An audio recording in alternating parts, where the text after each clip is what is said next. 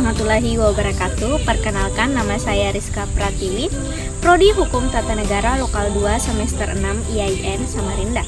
Saya sebagai moderator yang akan memimpin presentasi dan diskusi pada hari ini. Adapun anggota kelompok saya yaitu Rizka Pratiwi saya sendiri, Samsudin, Mujahid Al-Furqon, Nisrina Herunisa, dan Dita Aprilia Nurfaras.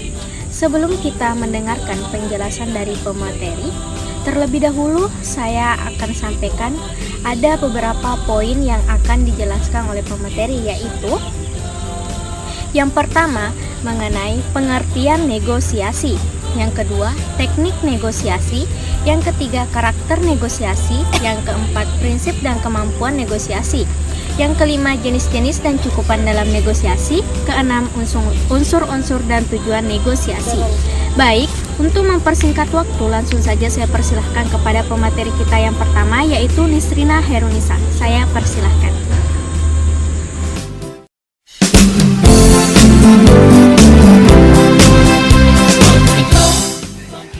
Assalamualaikum warahmatullahi wabarakatuh.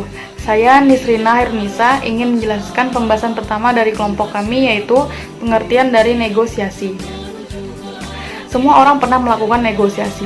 Negosiasi merupakan kegiatan sehari-hari dari setiap orang, baik dalam lingkungan keluarga, kantor, sekolah, kampus, dan dalam pergaulan. Negosiasi sebenarnya merupakan kegiatan tawar-menawar untuk saling mendapatkan sesuatu.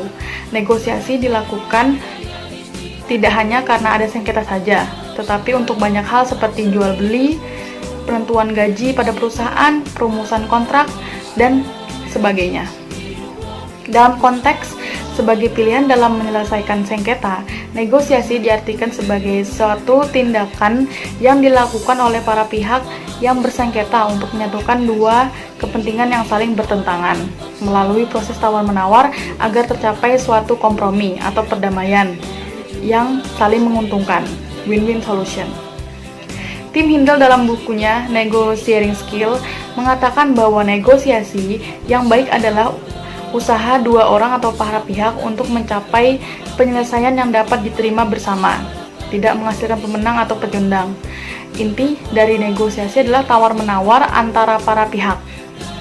Negosiasi terjadi apabila orang lain memiliki apa yang kita inginkan dan kita bersedia menukarnya dengan apa yang diinginkan oleh mereka.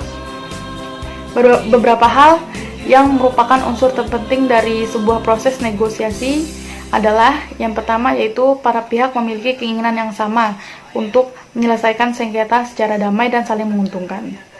Cara yang dipilih yaitu melalui proses negosiasi.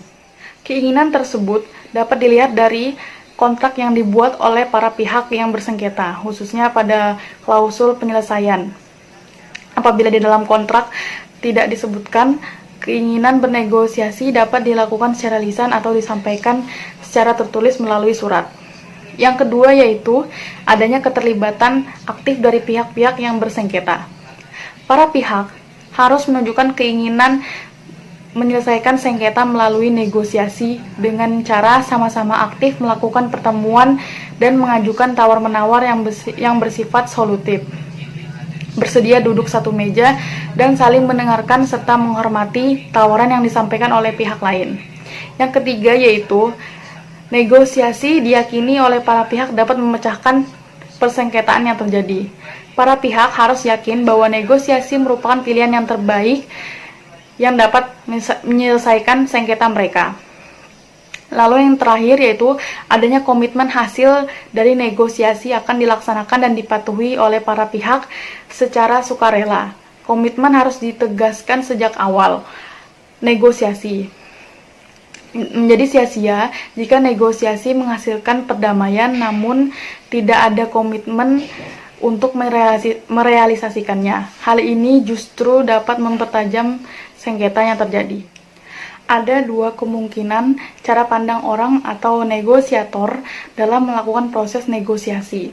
Cara pertama disebut pendirian agresif moderat, yaitu ketika negosiator berusaha mendayagunakan seluruh kekuatan atau power yang dimiliki untuk keinginan diri sendiri.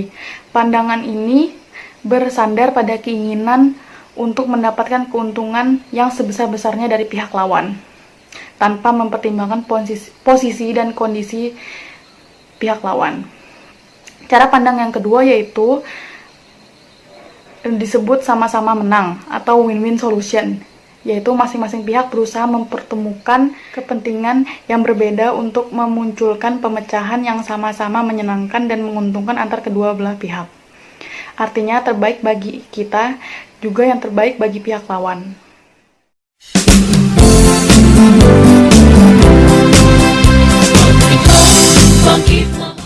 Ya, saya Mujad Al-Furqon. Saya akan menjelaskan mengenai materi teknik negosiasi.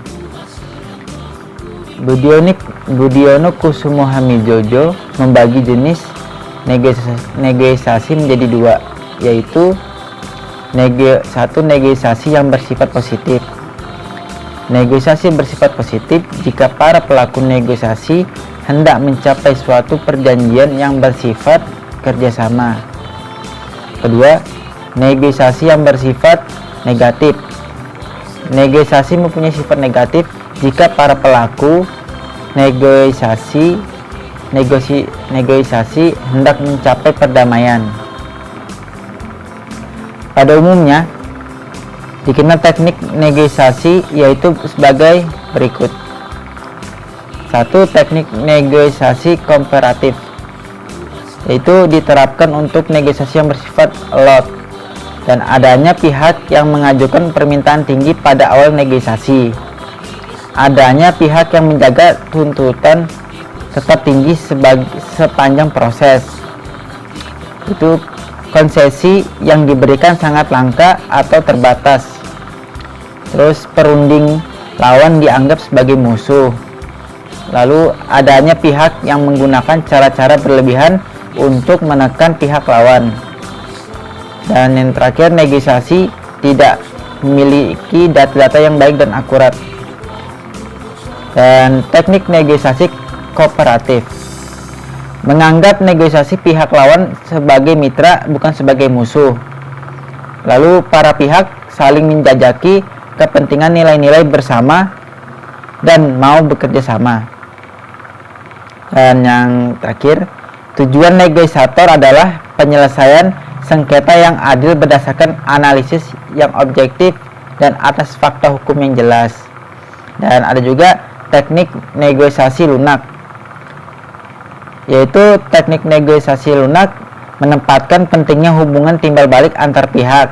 Lalu tujuannya untuk mencapai kesepakatan dan memberi konsensi untuk mencapai kesepakatan beresiko saat perunding lunak menghadapi seorang perunding keras, karena yang terjadi adalah pola mengalah-kalah dan melahirkan kesepakatan yang bersifat semu.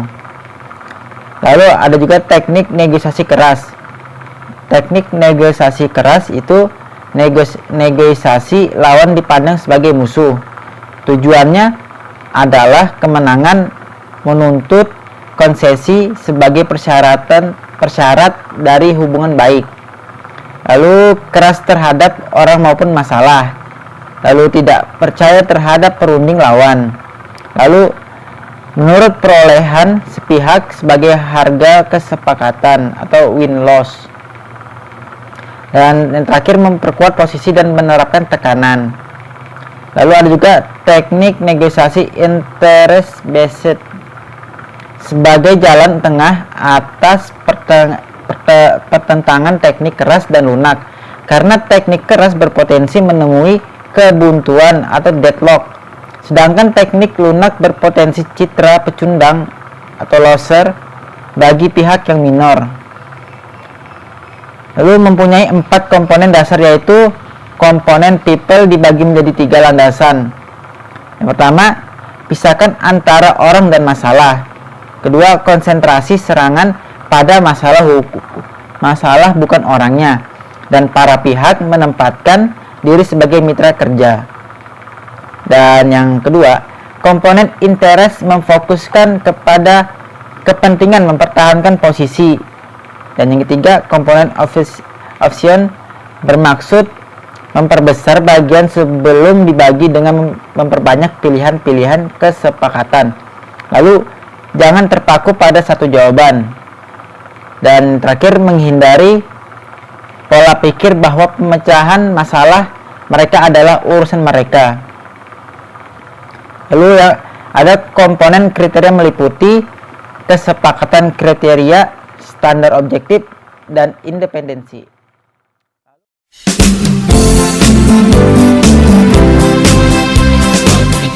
Perkenalkan, nama saya Dita Aprilia Nurfara. Saya akan menjelaskan materi tentang karakteristik negosiasi.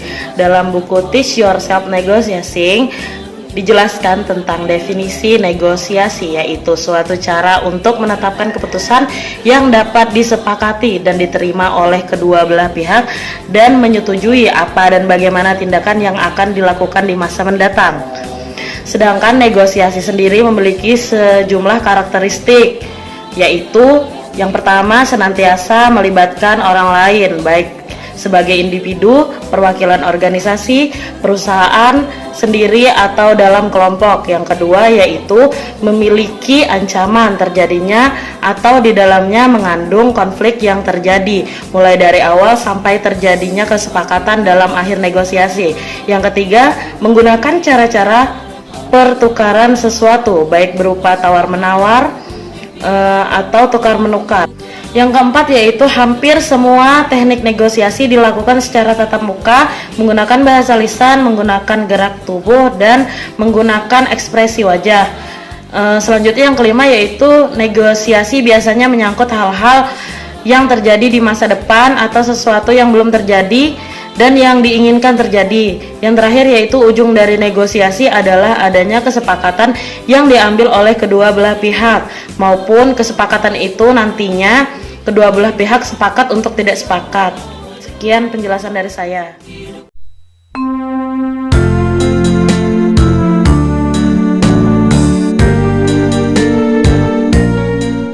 Selanjutnya tentang prinsip-prinsip dan kemampuan dalam bernegosiasi.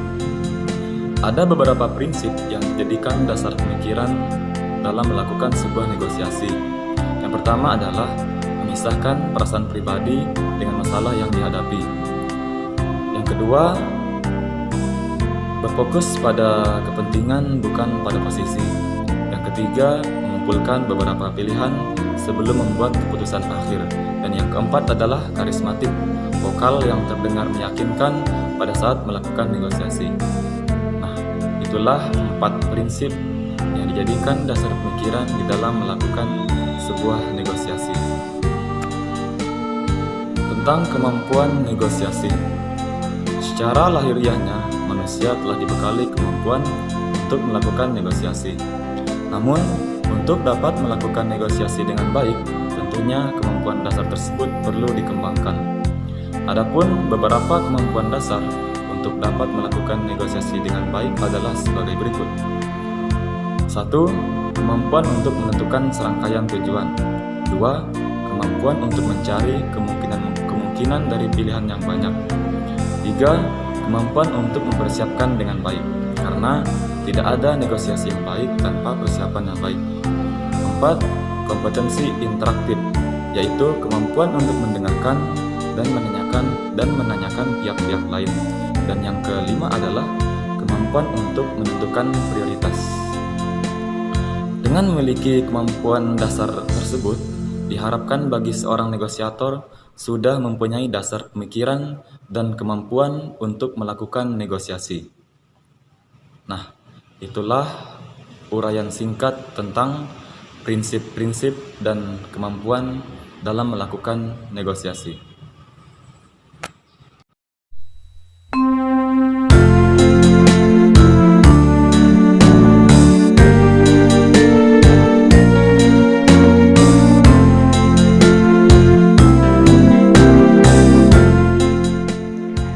Selanjutnya yaitu jenis-jenis negosiator atau negosiasi. Yang pertama yaitu value claimers.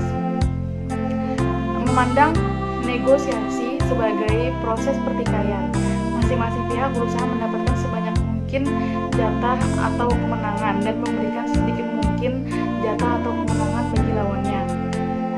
Yang kedua yaitu value creators, yaitu mengutamakan proses yang akan menguntungkan kedua belah pihak.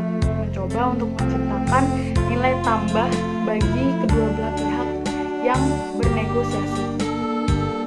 Pembahasan selanjutnya yaitu cakupan negosiasi. Dalam konteks negosiasi terdapat beberapa cakupan yang mana dapat disebutkan sebagai berikut.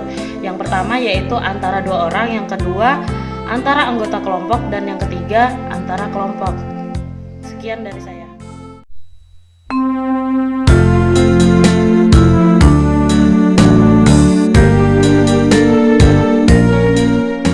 Di dalam negosiasi juga terdapat unsur-unsur negosiasi.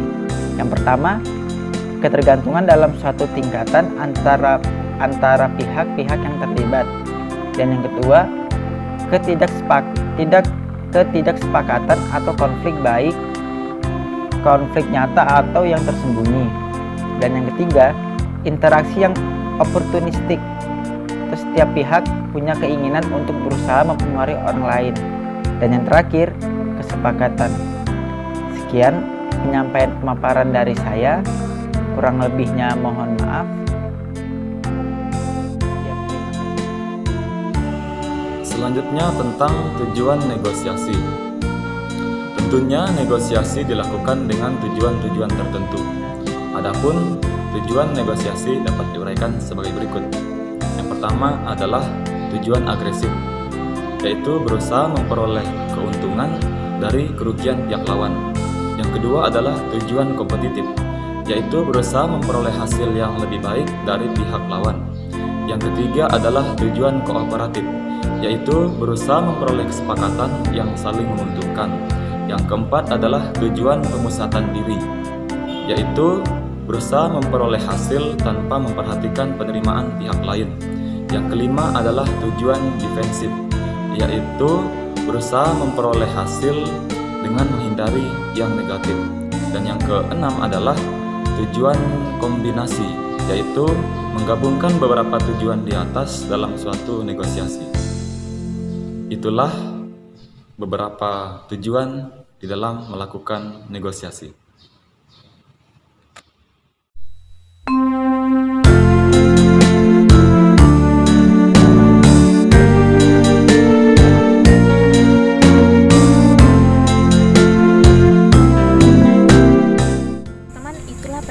Materi tentang negosiasi dari kelompok kami.